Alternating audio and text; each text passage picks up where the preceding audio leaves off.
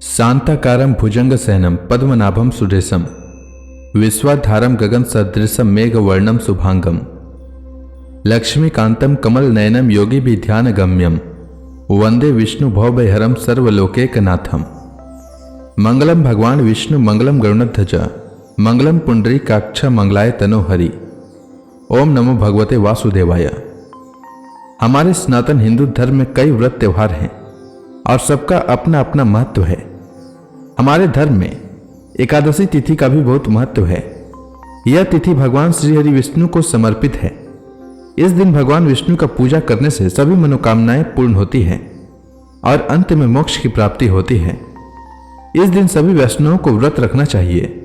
अगर व्रत रखने में असमर्थ हैं तो भगवान विष्णु का पूजा अवश्य करनी चाहिए। अगर वो भी करने में असमर्थ हैं तो कम से कम एकादशी व्रत कथा का श्रवण अवश्य करना चाहिए। इससे भगवान श्री हरि विष्णु अति प्रसन्न होते हैं और हर मनोकामना पूर्ण करते हैं। इस दिन माता लक्ष्मी की भी पूजा करें, जिससे माता लक्ष्मी की कृपा आप पर और आपके परिवार पर सदा सर्वदा बनी रहे। साथ ही शाम के समय तुलसी माता के समक्ष शुद्ध घी का दीपक जलाएं। इससे भगवान विष्णु प्रसन्न होते हैं। एकादशी व्रत की कथा महाभारत काल में भगवान श्री कृष्ण ने महाराज युधिष्ठिर को सुनाई थी। यह कथा दिव्य है और मनुष्य के परम कल्याणकारी है। इस कथा को पूरी श्रद्धा एवं आस्था के साथ सुननी चाहिए। इस कथा की कभी भी निंदा न करें। भगवान श्री कृष्ण के मुख से निकली इस कथा का एक एक शब्द अमूल्य है। तो आइए सुनते हैं पौष कृष्ण पक्ष में पड़ने वाली सफला एकादशी की कथा। मोक्षदा एकादशी की व्रत कथा को सुनकर महाराज युधिष्ठिर ने प्रसन्न होते हुए कहा, हे कमल नयन, मोक्षदा एकादशी की व्रत कथा सुनकर मैं धन्य हो गया हूं। हे मधुसूदन, अब आप पौष मास के कृष्ण पक्ष की एकादशी की महिमा बताने की कृपा करें। उस एकादशी का क्या नाम है, उस दिन किस देवता की पूजा की जाती है और उसके व्रत का विधान क्या है? मुझ पर कृपा करते हुए यह सब आप मुझे विस्तार पूर्वक बताएं। युधिष्ठिर की जिज्ञासा को सुनकर श्री कृष्ण भगवान ने कहा, हे कुंती पुत्र, तुम्हारे प्रेम के कारण मैं तुम्हारे प्रश्नों का विस्तार सहित उत्तर देता हूं। अब तुम इस एकादशी व्रत का महात्म्य सुनो। हे युधिष्ठिर, इस एकादशी के द्वारा भगवान विष्णु को शीघ्र ही प्रसन्न किया जा सकता है। पौष मास की कृष्ण पक्ष की एकादशी का नाम सफला है। इस एकादशी के आराध्य देव नारायण हैं। इस एकादशी के दिन भगवान विष्णु की विधि के अनुसार श्रद्धापूर्वक पूजा करनी चाहिए। हे युधिष्ठिर, इसे सत्य जानो कि जिस तरह नागों में शेष नाग, पक्षियों में गरुड़, ग्रहों में सूर्य चंद्र, यज्ञों में अश्वमेध और देवताओं में भगवान विष्णु श्रेष्ठ हैं, उसी प्रकार व्रतों में एकादशी व्रत श्रेष्ठ है। हे युधिष्ठिर, एकादशी का व्रत करने वाले व्यक्ति भगवान श्रीहरि को अति प्रिय हैं। इस एकादशी में नारियल और नैवेद्य आदि अर्पण करके भगवान नारायण की पूजा करनी चाहिए। मनुष्य को 5 सहस्त्र वर्ष तपस्या करने से जिस पुण्य का फल प्राप्त होता है, वही पुण्य श्रद्धा पूर्वक रात्रि जागरण सहित सफला एकादशी का उपवास करने से मिलता है। हे कुंती पुत्र, अब तुम सफला एकादशी की कथा ध्यान पूर्वक सुनो। प्राचीन समय में चंपावती नगरी में महिष्मान नामक एक राजा राज्य करता था। उसके 4 पुत्र थे। उसका सबसे बड़ा लुम्पक नाम का पुत्र महापापी और दुष्ट था। वह हमेशा परिस्त्री गमन में तथा वैश्याओं के यहां जाकर अपने पिता का धन नष्ट किया करता था। देवता, ब्राह्मण, वैष्णव आदि सुपात्रों की निंदा करके वह अति प्रसन्न होता था। सारी प्रजा उसके कुकर्म से बहुत दुखी थे, परंतु युवराज होने के कारण सब चुपचाप उसके अत्याचारों को सहन करने को विवश थे और किसी में भी इतना साहस नहीं था कि कोई राजा से उसकी शिकायत करता। परंतु बुराई अधिक समय तक पर्दे में नहीं रहता। एक दिन राजा महिष्मान को लुम्पक के कुकर्मों का पता चल ही गया। तब राजा अत्यधिक क्रोधित हुए और उन्होंने लुम्पक को अपने राज्य से निकाल दिया। पिता के द्वारा त्यागे जाने पर लुम्पक को और सभी ने भी त्याग दिया। अब वह सोचने लगा कि मैं क्या करूं, कहां जाऊं। अंत में उसने रात्रि को पिता के राज्य में ही चोरी करने को ठानी। वह दिन में राज्य से बाहर रहने लगा और रात्रि को अपने पिता की नगरी में जाकर चोरी तथा अन्य बुरे कर्म करने लगा। रात में वह जाकर नगर के निवासियों को मारता तथा कष्ट देता। वन में वह निर्दोष पशु पक्षियों को मारकर उनका भक्षण किया करता था। किसी किसी रात जब वह नगर में चोरी आदि करते पकड़ा भी जाता तो राजा के डर से पहरेदार उसे छोड़ देते थे। कहते हैं कि कभी कभी अनजाने में भी प्राणी ईश्वर की कृपा का पात्र बन जाता है। ऐसा ही कुछ लुम्पक के साथ भी हुआ।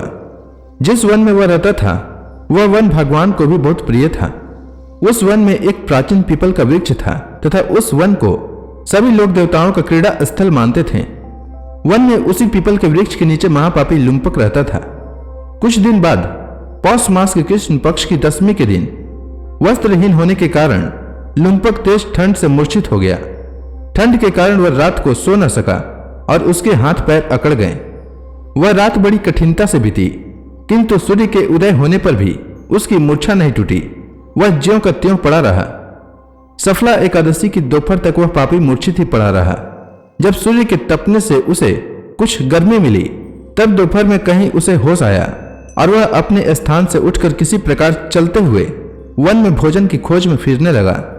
उस दिन वह शिकार करने में असमर्थ था, इसलिए पृथ्वी पर गिरे हुए फलों को लेकर पीपल के वृक्ष के नीचे गया। तब तक भगवान सूर्यदेव अस्त हो चुके थे।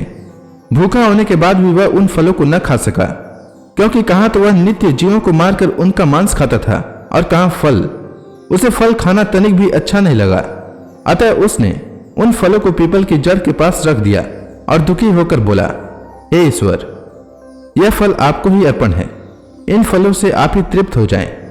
ऐसा कहकर वह रोने लगा और रात को उसे नींद नहीं आई। वह सारी रात रोता रहा। इस प्रकार उस पापी से अनजाने में ही एकादशी का उपवास हो गया। उस महापापी के इस उपवास तथा रात्रि जागरण से भगवान श्रीहरि अत्यंत प्रसन्न हुए और उसके सभी पाप नष्ट हो गए। सुबह होते ही एक दिव्य रथ अनेक सुंदर वस्तुओं से सजा हुआ आया और उसके सामने खड़ा हो गया। उसी समय आकाशवाणी हुई, हे युवराज, भगवान नारायण के प्रभाव से तेरे सभी पाप नष्ट हो गए हैं। अब तू अपने पिता के पास जाकर राज्य प्राप्त कर। जब यह आकाशवाणी लुम्पक ने सुनी तो वह अत्यंत प्रसन्न होते हुए बोला, हे प्रभु, आपकी जय हो। ऐसा कहकर उसने सुंदर वस्त्र धारण किए और फिर अपने पिता के पास गया। पिता के पास पहुंचकर उसने सारी कथा पिता को सुनाई। पुत्र के मुख से सारा वृतांत सुनने के बाद पिता ने अपना सारा राज्य तत्क्षण ही अपने पुत्र को सौंप दिया और स्वयं वन में चले गए। अब लुम्पक शास्त्रानुसार राज्य करने लगा। उसकी स्त्री पुत्र आदि भी श्री विष्णु के परम भक्त हो गए। वृद्धावस्था आने पर वह अपने पुत्र को राज्य सौंपकर भगवान का भजन करने के लिए वन में चला गया और अंत में परम पद को प्राप्त हुआ। हे युधिष्ठिर, जो मनुष्य श्रद्धा व भक्ति पूर्वक इस सफला एकादशी का उपवास करते हैं उसके सभी पाप नष्ट हो जाते हैं और अंत में उसे मोक्ष की प्राप्ति होती है। हे राजन, जो मनुष्य इस सफला एकादशी के महात्म्य को नहीं समझते उसे पूंछ और सींगों से विहीन पशु ही समझना चाहिए। सफला एकादशी के महात्म्य को पढ़ने अथवा श्रवण करने से प्राणी को राज्य सूर्य यज्ञ के समान फल प्राप्त होता है। तो इसी के साथ सफला एकादशी की व्रत कथा समाप्त होती है। तो प्रेम से बोलिए भगवान विष्णु की जय, श्री कृष्ण भगवान की जय, समस्त देवी देवताओं की जय। एकादशी के दिन एकादशी व्रत कथा के साथ ही 11 माता की कथा भी अवश्य सुननी चाहिए। इससे व्रत का पुण्य फल प्राप्त होता है। तो आइए सुनते हैं 11 माता की कथा। एकादशी भगवान विष्णु की साक्षात शक्ति है। जिस शक्ति ने उस असुर का वध किया है जिसे भगवान भी जीत पाने में असमर्थ थे, उस शक्ति के आगे मनुष्य के पाप रूपी असुर भला कैसे टिक सकता है। जिस शक्ति ने देवताओं के कष्ट को हर कर उन्हें सुख दिया, वह प्राणी मात्र को क्या नहीं दे सकती। सुख, समृद्धि, शांति और मोक्ष समस्त सुख सहज ही प्राप्त हो जाते हैं। 11 माता की भक्ति में इतनी शक्ति है कि जिसके प्रभाव से मनुष्य को सहज ही सभी प्रकार के सुख प्राप्त होते हैं और अंत समय में मोक्ष की प्राप्ति होती है। 11 माता की कथा के अनुसार सतयुग में एक महाभयंकर दैत्य हुआ करता था। उसका नाम मूर था। उस दैत्य ने इंद्र आदि सभी देवताओं पर विजय प्राप्त कर उन्हें उनके पद से हटा दिया। तब इंद्र ने भगवान शंकर से प्रार्थना की, हे भोलेनाथ, हम सब देवता मूर दैत्य के अत्याचारों से दुखी होकर मृत्यु लोक में अपना जीवन व्यतीत कर रहे हैं। राक्षसों के भय से हम बहुत दुख और कष्ट भोग रहे हैं। मैं स्वयं बहुत दुखी और भयभीत हूं। अन्य देवताओं की तो बात ही क्या करें। अतः हे कैलाशपति, कृपा कर आप मूर दैत्य के अत्याचार से बचाने का उपाय बताइए। देवराज इंद्र के प्रार्थना सुनकर भगवान शंकर ने कहा, हे देवेंद्र, आप भगवान श्री विष्णु के शरण में जाइए। मधु कैटभ का संहार करने वाले भगवान विष्णु देवताओं को अवश्य ही इस भय से मुक्त करेंगे। भगवान शंकर के आदेश का पालन करते हुए इंद्र तथा अन्य देवता क्षीर सागर गए, जहां पर भगवान श्री हरि विष्णु शेष शैया पर विराजमान थे। इंद्र सहित सभी देवताओं ने भगवान विष्णु को देखा और उनके समक्ष उपस्थित होकर उनकी स्तुति करने लगे। वे कहने लगे, हे तीनों लोकों के स्वामी, आप स्तुति करने योग्य हैं। हम सभी देवताओं का आपको कोटि कोटि प्रणाम है। हे दैत्यों के संहारक, हम आपकी शरण में हैं, आप हमारी रक्षा करें। हे त्रिलोकपति, हम सभी देवता दैत्यों के अत्याचार से भयभीत होकर आपकी शरण में आए हैं। इस समय दैत्यों ने हमें स्वर्ग से निकाल दिया है और हम सभी देवता बड़ी ही दयनीय स्थिति में मृत्यु लोक में विचरण कर रहे हैं। अब आप ही हमारे रक्षक हैं, हमारी रक्षा करें। हे जगन्नाथ, आप हमारी रक्षा करें। देवताओं की करुण पुकार सुनकर भगवान श्री हरि विष्णु बोले, हे देवगणों, वह कौन सा दैत्य है जिसने देवताओं को जीत लिया है? आप सभी देवगण किसके भय से पृथ्वी लोक में भटक रहे हैं? क्या वह दैत्य इतना बलवान है जिसने इंद्र सहित सभी देवताओं को जीत लिया है? तुम निर्भय होकर मुझे सब हाल बताओ। भगवान विष्णु के इस स्नेहमयी वचनों को सुनकर देवेंद्र ने कहा, हे प्रभु, प्राचीन काल में ब्रह्म वंश में उत्पन्न हुआ नाड़ी जंगम नाम का एक असुर था, जिसका मूर नामक एक पुत्र है, जो चंद्रवती नामक नगरी में निवास करता है, जिसने अपने बल से मृत्यु लोक और देवलोक को जीत लिया है और सब देवताओं को देवलोक से निकालकर अपने दैत्य कुल के असुरों को इंद्र, अग्नि, यम, वरुण और चंद्रमा आदि सभी को लोकपाल बना दिया है। वह स्वयं सूर्य बनकर पृथ्वी को तापता है और स्वयं मेघ बनकर जल की वर्षा करता है। अतः आप इस बलशाली भयानक असुर का संहार करके देवताओं की रक्षा करें। देवेंद्र के मुख से ऐसे वचन सुनकर भगवान विष्णु बोले, हे देवताओं, मैं आपके शत्रु का शीघ्र ही संहार करूंगा। आप सभी इसी समय मेरे साथ चंद्रवती नगरी चलिए। देवताओं की पुकार पर भगवान विष्णु तुरंत ही उनके साथ चल दिए। उधर दैत्य राज मूर ने अपने तेज से जान लिया था कि श्री विष्णु युद्ध की इच्छा से उसकी राजधानी में आ रहे हैं। अतः अपने राक्षस योद्धाओं के साथ वह भी युद्ध भूमि में आकर गरजने लगा। देखते ही देखते युद्ध शुरू हो गया। युद्ध शुरू होने पर अनगिनत असुर अपने अस्त्र शस्त्रों को धारण कर देवताओं से युद्ध करने लगे, किंतु देवता तो पहले ही डरे हुए थे। वह अधिक देर तक राक्षसों का सामना न कर सके और भाग खड़े हुए। तब भगवान विष्णु स्वयं युद्ध भूमि पर आ गए। दैत्य पहले से भी ज्यादा जोश में भरकर भगवान विष्णु से युद्ध करने लगे। वे अपने अस्त्र शस्त्रों से उन पर भयानक प्रहार करने लगे। दैत्यों के आक्रामक वारों को श्री हरि विष्णु अपने चक्र और गदा के प्रहारों से नष्ट करने लगे। इस युद्ध में अनेक दैत्य सदा के लिए मृत्यु की गोद में समा गए, किंतु दैत्यराज मूर भगवान विष्णु के साथ निश्चल भाव से युद्ध करता रहा। उसका तो जैसे अभी बाल भी बांका नहीं हुआ था।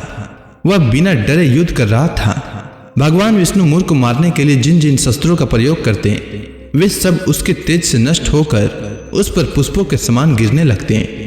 अनेक अस्त्रों शस्त्रों का प्रयोग करने पर भी भगवान विष्णु उससे जीत न सके। तब वे आपस में मल्ल युद्ध करने लगे। भगवान श्री विष्णु उस असुर से देवताओं के लिए सहस्त्र वर्षों तक युद्ध करते रहे, किंतु उस असुर से न जीत सके। अंत में भगवान विष्णु शांत होकर विश्राम करने की इच्छा से बद्रिकाश्रम स्थित 38 कोस लंबी एक द्वार वाली हेमवती नाम की एक गुफा में प्रवेश कर गए। उस गुफा में भगवान ने शयन किया।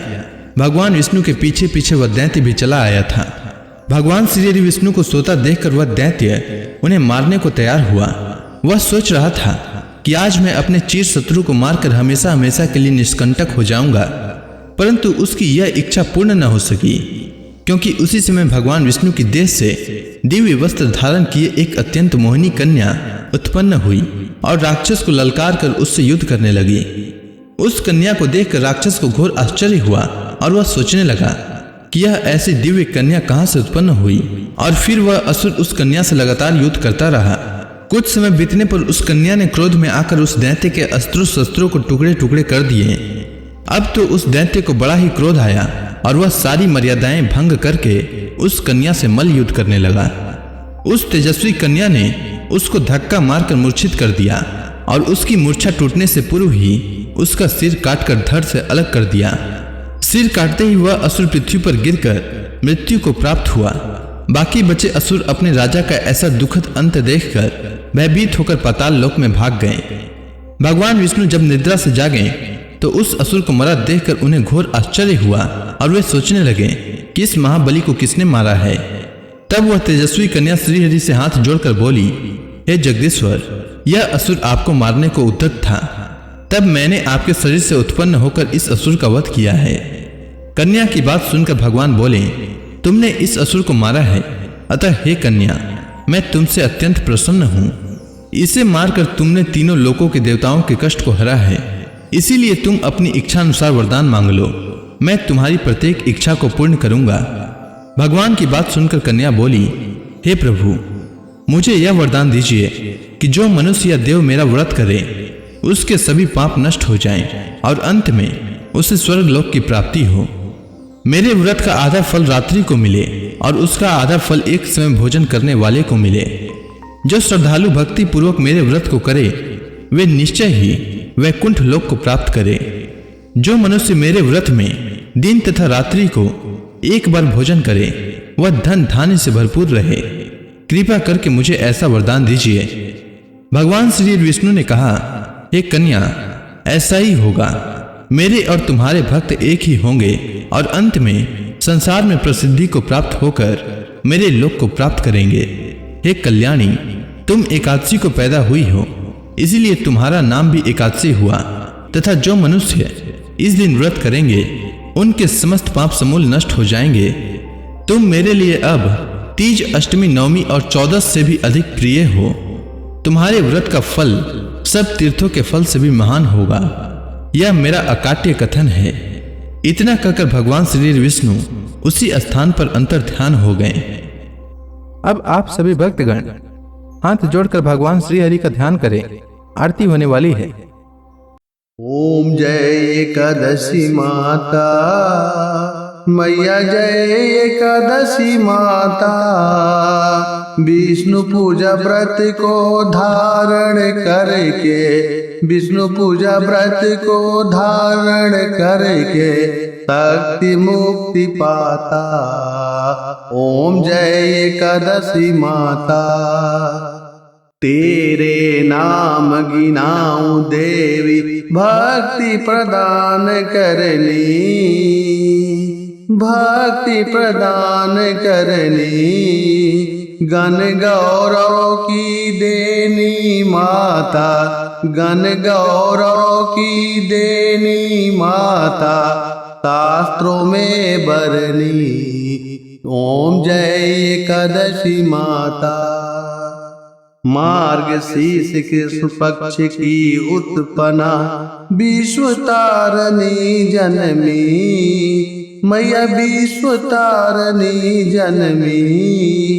शुक्ल पक्ष में हुई मोक्षदा, शुक्ल पक्ष में हुई मोक्षदा, मुक्तिदाता बन के भरमी। ओम जय एकादशी माता। पौष के कृष्ण पक्ष की सफला नामक है, शुक्ल पक्ष में होए पुत्रदा, आनंद अधिक रहे। ओम जय एकादशी माता। नाम सट तिला माघ मास में कृष्ण पक्ष आवे, मैया कृष्ण पक्ष आवे। शुक्ल पक्ष में जया कहावे, शुक्ल पक्ष में जया कहावे, विजय सदा पावे। ओम जय एकादशी माता। विद्या फाल्गुन कृष्ण पक्ष में शुक्ला अमला की, मैया शुक्ला अमला की। पाप मोचनी कृष्ण पक्ष में चैत्र महाबली की। ओम जय एकादशी माता। चैत्र शुक्ल में नाम कामदा, धन देने वाली, मैया धन देने वाली। नाम बरूथनी कृष्ण पक्ष में बैसाख माहवाली। ओम जय एकादशी माता। शुक्ल पक्ष में होए मोहिनी अपराज्येष्ठ कृष्ण पक्षी। मैया अपराज्येष्ठ कृष्ण पक्षी।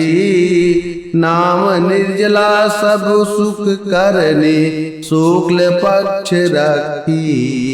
ओम जय एकादशी माता। योगिनी नाम आषाढ़ में जानो कृष्ण पक्ष करनी।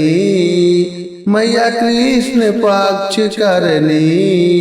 देव सैनी नाम कहायो शुक्ल पक्ष धरनी। ओम जय एकादशी माता। कामिका श्रावण मास में आवे कृष्ण पक्ष कहिए। श्रावण शुक्ला होए पवित्रा आनंद से रहिए। ओम जय एकादशी माता। अजा भाद्रपद कृष्ण पक्ष की परिवर्तनी शुक्ला। मैया परिवर्तनी शुक्ला। इंद्राश्विन कृष्ण पक्ष में व्रत से भवसागर निकला। ओम जय एकादशी माता। पापांकुशा है शुक्ल पक्ष में आप हरणहारी। मैया आप हरणहारी। रमा मास कार्तिक में आवे सुखदायक भारी। ओम जय एकादशी माता।